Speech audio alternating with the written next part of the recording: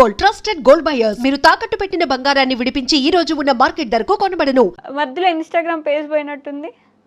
అది ఆ రోజు ఏమైందంటే నేను సినిమా థియేటర్ సింగిల్ సినిమా అనమాట కూర్చొని చూస్తా ఉన్నాము.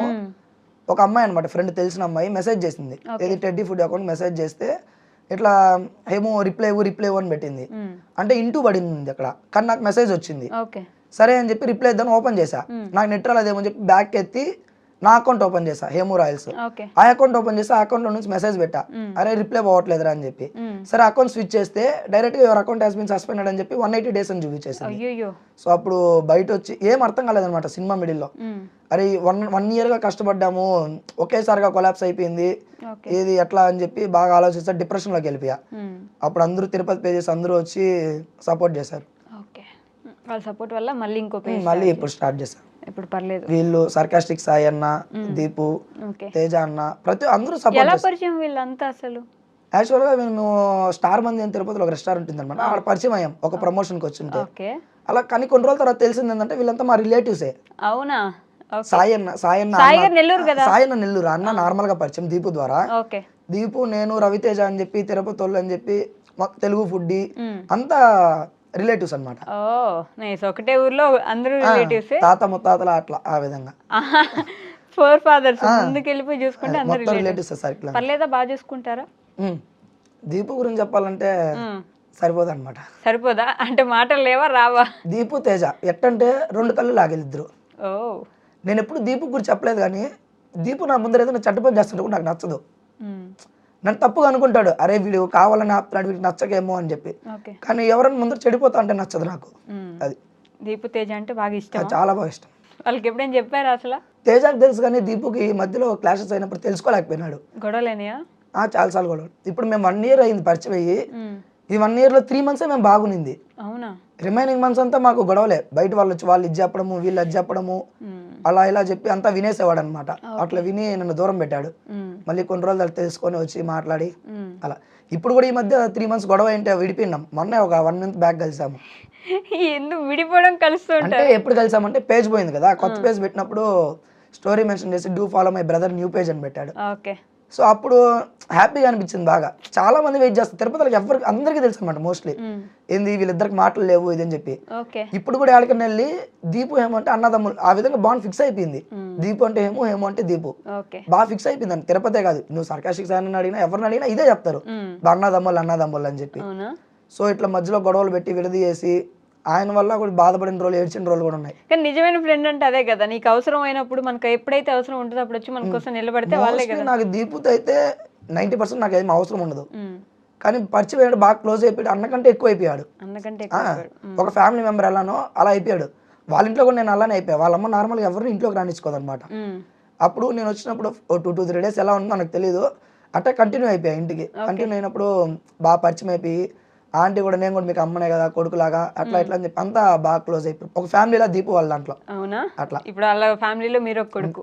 ఎప్పుడన్నా పడుకోవాలన్నా వాళ్ళ ఇంట్లోనే వెళ్ళి పడుకుంటాను, ఆయనతో ఉంటాను, బయట పోవాలన్నా అట్లా. కానీ ఫ్రెండ్స్ అంటే గుర్తొచ్చింది, ఫస్ట్ నుంచి కూడా మీరు చిన్నప్పటి నుంచి ఫ్రెండ్స్తో తిరగాలి, డబ్బులు ఉంటే పెట్టేయాలి ఇలాంటి ఆలోచన కదా. డబ్బులు ఉన్నప్పుడు మీతో ఉండి డబ్బులు లేనప్పుడు మీ దగ్గర లేకుండా వెళ్ళిపోయిన ఫ్రెండ్స్ ఉన్నారా? చాలా మంది ఉన్నారు. ఓకే. తిరుపతిలో ఫ్రీ ఫైర్ ఒక గేమ్ ఉంటుంది, అది బాగా ఆడేవాళ్ళు అనమాట. ఎర్లీ మార్నింగ్ అసలు నైట్ అనక పగలని బాగా ఆడేవాళ్ళు.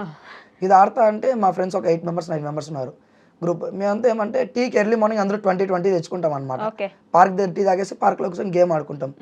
సో ఒక్కోసారి 2-3 తారు, ఒకరు ఒక 50-100 అలా తెస్తా అంటారు.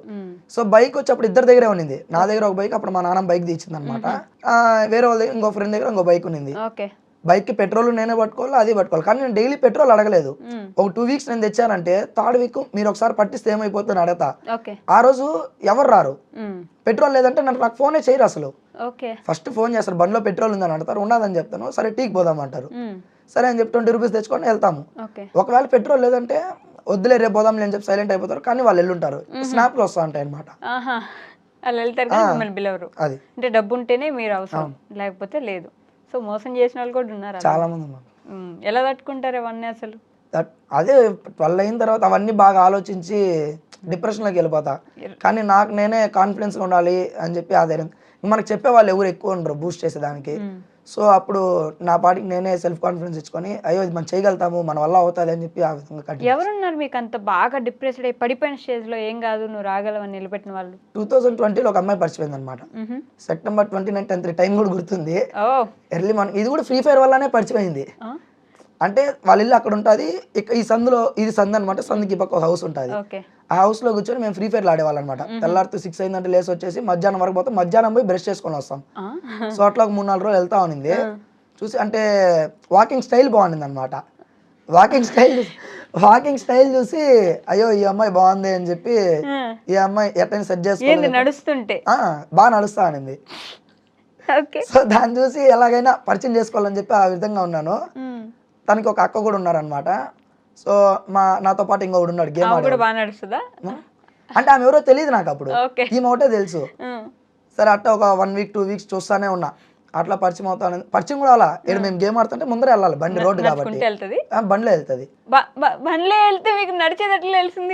నేను బయట కూర్చుంటా కదా, రోడ్లోనే కనపడుతుంది. మేము స్టేజ్ కాడ కూర్చుంటాము, వాళ్ళు రోడ్లో వెళ్తా ఉంటారు. మెయిన్ గేట్ అవును కనిపెట్టేస్తా. ఫెసినో బైక్ అది, ఆ బైక్ చూసి కరెక్ట్ గా కనిపెట్టేస్తా. అసలు నడవలేదు కదా, నడిచింది మీరు ఎప్పుడు చూసారు? నేను అనేది నడిచిండేదా అంటే సైడ్ లో సందులో ఒక ప్రొవిజన్ షాప్ ఉంది అనమాట.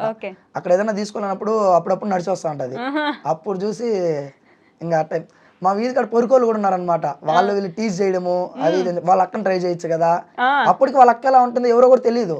వాళ్ళ అక్కని ట్రై చేయొచ్చు కదా, ఈ పిల్ల ఎందుకు అది ఇది అంటా అన్నారు. ఏదైతే దొరికిందే అదృష్టం అని చెప్పి ప్రసాదం లాగా సరే అని చెప్పి ఇంకా అట్లా ఫాలో అవుతా అలా ఇలా ఉన్నాను. 29 చెల్లి ఇప్పుడు చెల్లి అంటే అప్పుడు అక్కని పరిచయం చేసుకోమన్నారు. మనకు అక్కతో వద్దని చెప్పి నేను చెల్లితోనే కంటిన్యూ అయ్యాను. 29th సెప్టెంబర్ వచ్చి 10:03 అనమాట. తను ఆల్రెడీ 5 minutes 10 minutes ముందే వచ్చింది. ఆలోచిస్తా ఉన్నది, పేపర్ లో రాసుకుంది అనమాట. నెంబర్ రాసుకోవచ్చు. దాని ముందే నేను చెప్పాను అనమాట. దాని ముందు రోజే ఎగ్జాక్ట్ దానికి ఒక 4 days బ్యాక్ నువ్వంటే ఇట్లా నాకు ఇష్టము అది వేరే వాళ్ళ దగ్గర చెప్పి పంపించా. నేను మా నాన్నకి చెప్తానని చెప్పింది. ఆ రోజు నుంచి ఒక 4 రోజులు అన్నం తినకుండా బయట కూర్చొని నేర్చుకుంటా అవి ఇవి నిబ్బా శాస్త్రాలు చేసేవాడిని అనమాట. అప్పుడు సరే అని చెప్పి ఇంకా 5th day మళ్ళీ గేమ్స్ ఎంత కాదని చెప్పి గేమ్ లో డిప్రెషన్ లో పడేదానికన్నా గేమ్ ఆడుకుంటే బెటర్ అని చెప్పి కూర్చొని గేమ్ ఆడినాం. 10 minutes ముందు వచ్చింది. వద్దామా వద్దని ఆలోచిస్తా అనింది. సో కరెక్ట్ గా ఇంటికి కొంచెం వెనకాల బండి ఆపింది, డెక్కీ తీసి ఒక చిన్న పేపర్ లో నెంబర్ రాయించింది. ఆ నెంబర్ కాల్స్ బాగున్నమాట, ఓన్లీ వాట్సాప్. సో దానికి ముందే తన బర్త్డే అయింది. ఒక 19 days తర్వాత ఇది జరిగింది. సో ఇచ్చింది అనమాట. ఇచ్చి ఇట్లా వెళ్ళింది ప్రొవిజన్ షాప్ కి. అప్పుడు ఆయనకి నేను పరిగెత్తినాను వేరే వాళ్ళ ఇంట్లోకి. అరే మచ్చా నెంబర్ ఇచ్చేసింది రా ఈ పిల్ల అని చెప్పి. అప్పుడే ఫోన్లు చేస్తున్నా, ఫోన్లు పోవట్లే. కానీ మళ్ళీ రిటర్న్ వచ్చింది అనమాట.